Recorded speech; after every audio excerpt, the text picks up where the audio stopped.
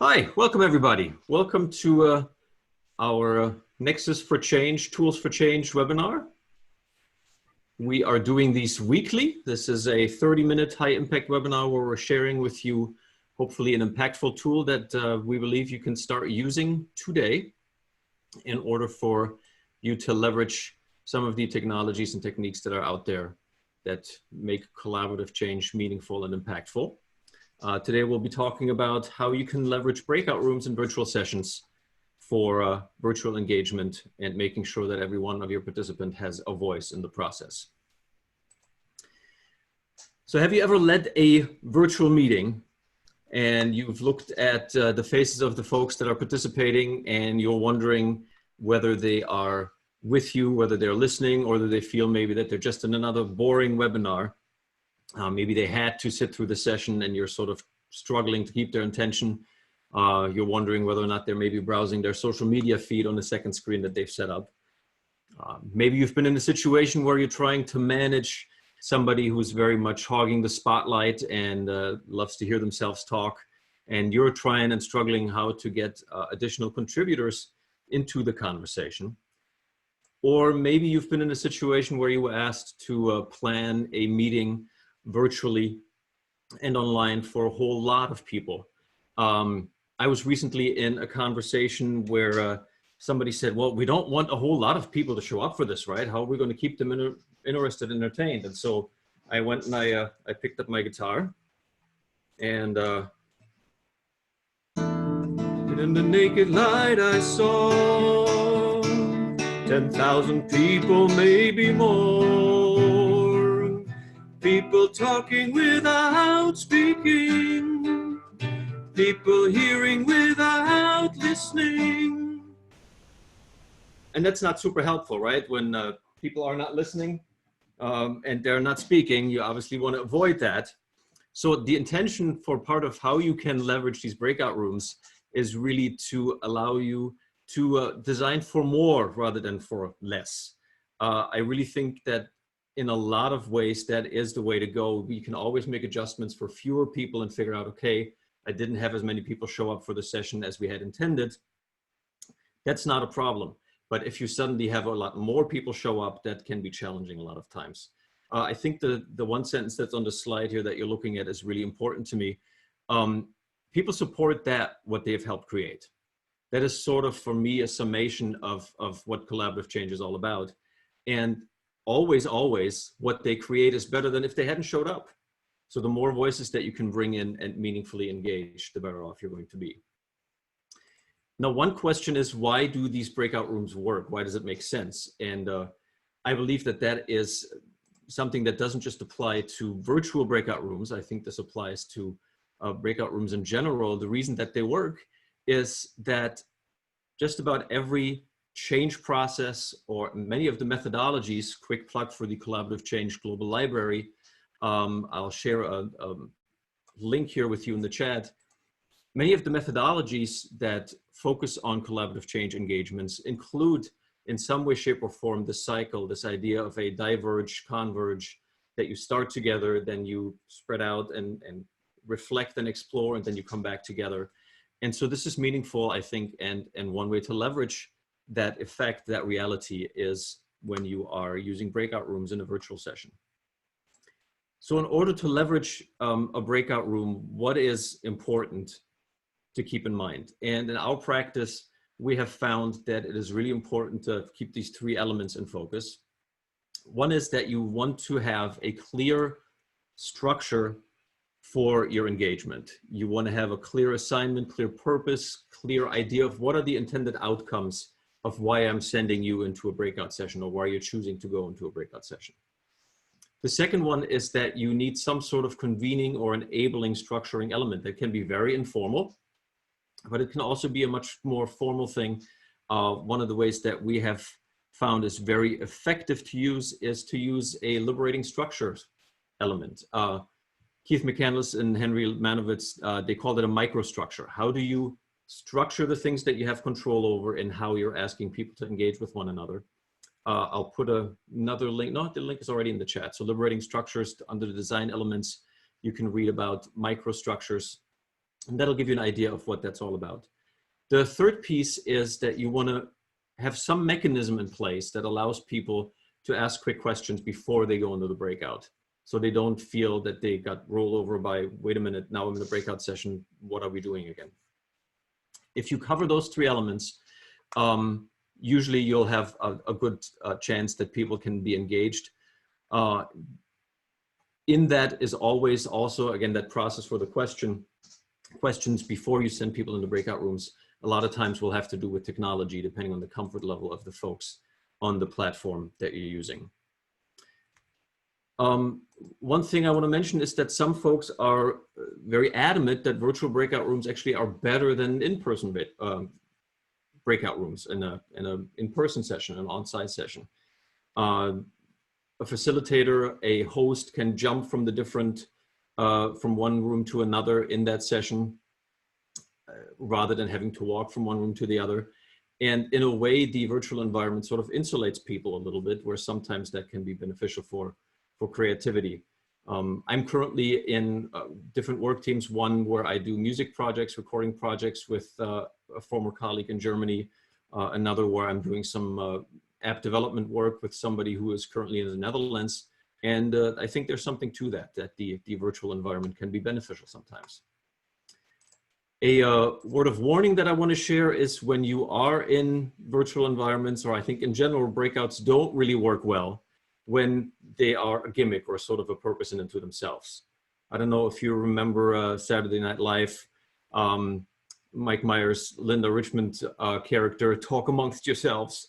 If that's the only thing that you're trying to achieve with a breakout, that's probably not of the greatest benefit for that circumstance and situation.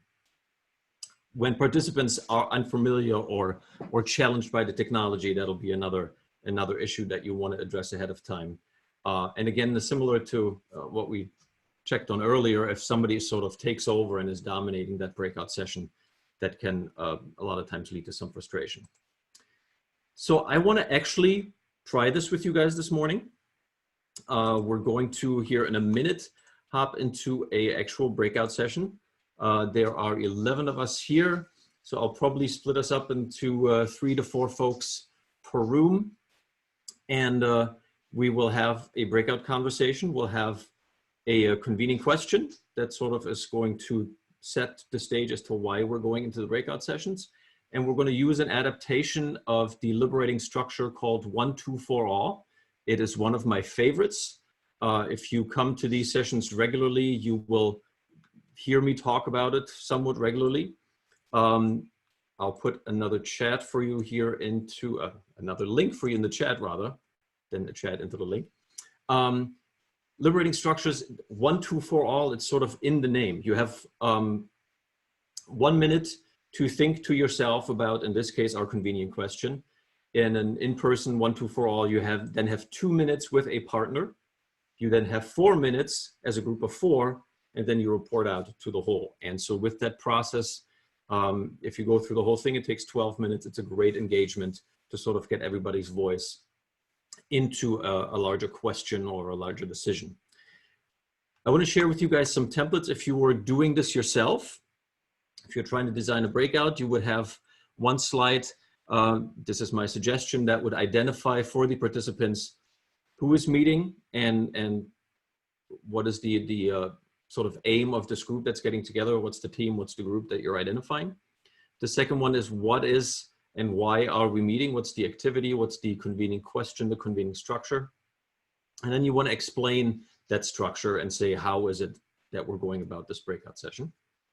There'll be actually, I'll put that in the chat right now. There'll be via email. I will follow up and I will share with you all many of these resources, including a copy of these slides so that you can utilize them as you see fit. It's a Google Slides document that you're welcome to edit and utilize for a session as you see fit.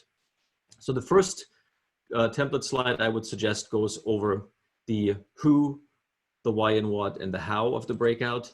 And then the second slide would clarify for folks that are not comfortable, not familiar, the process and how you go about the engagement in the technology.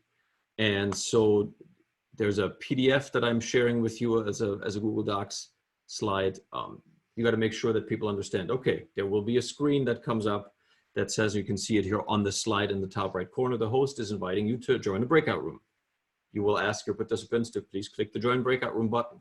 Once you get into that new Zoom session, that's the platform that we're on, that's the platform that we're using today, you will have options to mute and unmute yourself, to start or stop your video feed, and you will be able to, oh, sorry about that.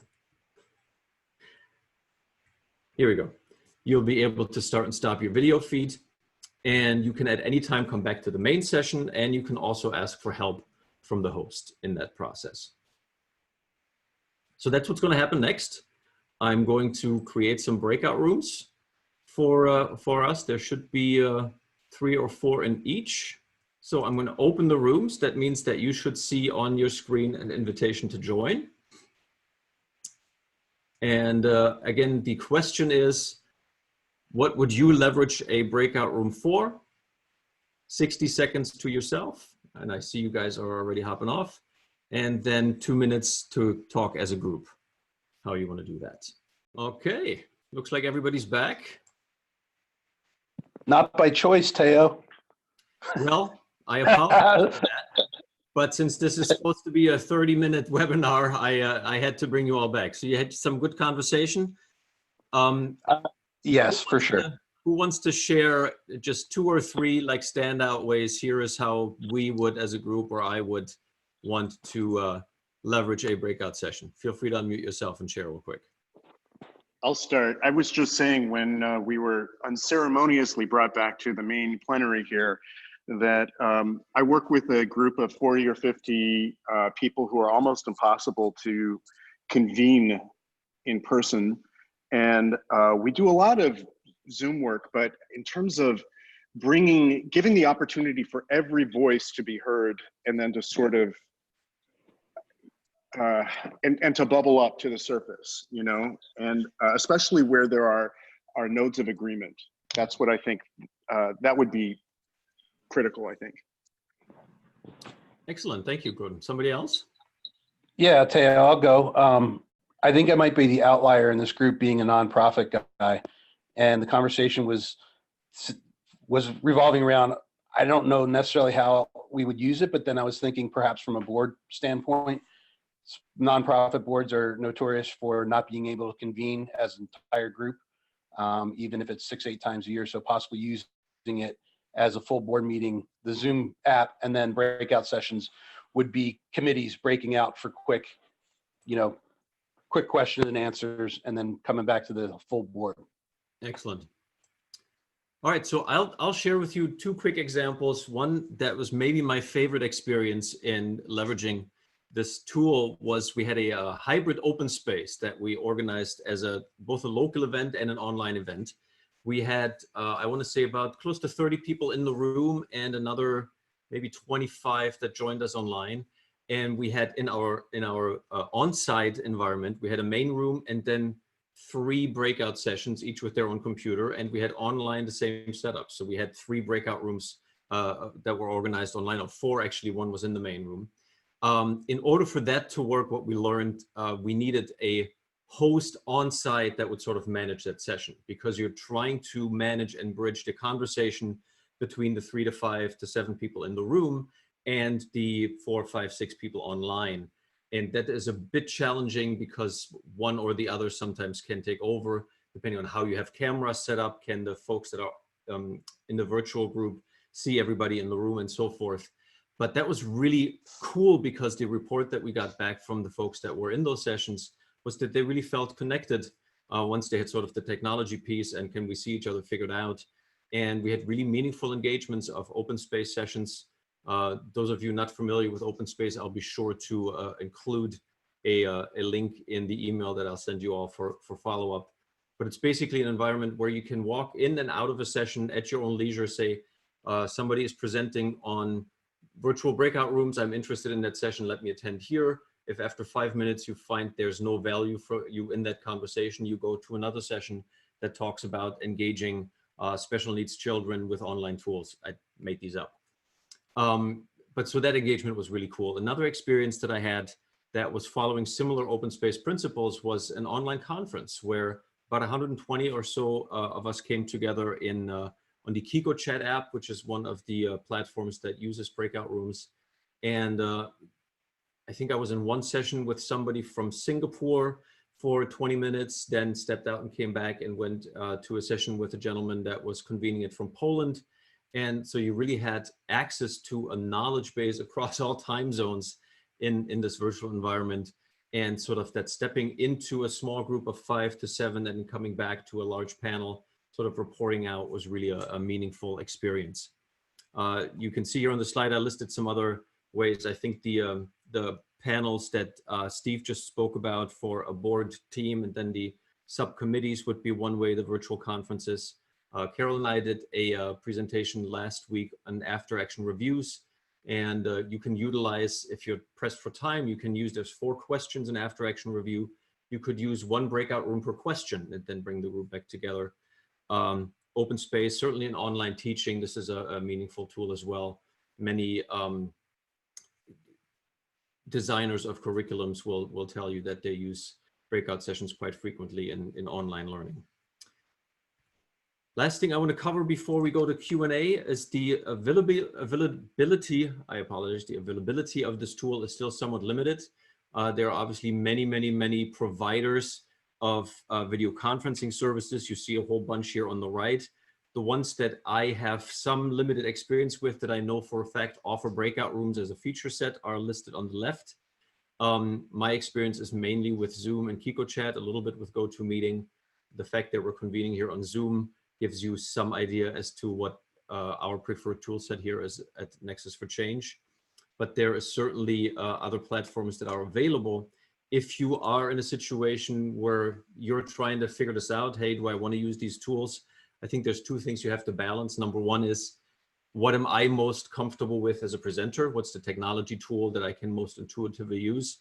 And the second piece would be to look at the majority of my audience. Do they already have a predisposition toward one of these? If you're trying to engage an organization that has used WebEx forever and a half, and you're saying, I want to do breakout rooms with you, but we got to use my tool, that's probably going to be a bit difficult. So you got to weigh those 2. If you're starting from scratch with this consideration, I am sharing with you in the chat an article that gives you a bit more detail as to some of the tools that are available out there. And again, I'll share this all in a follow-up email. So with that, what are the questions from the group? Any comments on the experience? Hi, this is Margie. Hey, Margie. Hi, I appreciated the first minute. It was a little bit uncomfortable. That was my comment, is that it felt uncomfortable, but I also can see why you did it, and it's a great idea. One thing that I've done with Adobe Connect Pro is, when I made the breakout rooms, I gave them a whiteboard and I wrote the questions or directions on the top, and then asked them to put their comments below. So that's a way to gather some of that information, just something that I had an experience with. Absolutely. Yeah, there's some great tools. Kiko Chat and Adobe are 2 of them that offer built-in feature sets that include sort of a shared document. I think that is what Margie is referring to in terms of the whiteboard. And so you can set those up ahead of time, and you can have those show up as a structuring element in that breakout session to say, here's our question, please feel free to take notes. And that way you also have sort of a written report out from the session. Sarah is sharing in the chat, to Teo's point, I recommend having as many co-hosts or co-champions of content as you have breakout sessions for. Yes. That way, when groups get into the breakout rooms, there's a champion there to help guide the conversation. That was certainly true for the example that I shared of our experience in the hybrid session. And if you have those folks available to have 1 person per breakout room, most of the tools will allow you to select who goes into what session. It's a little bit more time intensive in the flow of things, but if you set that up well, that is certainly a beneficial tool. All right. Thank you all so much. That gets us to our 30 minutes. A quick plug for our sponsors. Bowling Green State University has a brand new doctorate in organization development and change. I'll add one more link to the chat. Again, I'll share all of this in a follow-up email with you. Nexus for Change, thank you for hosting us. Thank you all for being here this morning. I very much appreciate your time, and I hope to see you again soon. Thank you all. Thank you.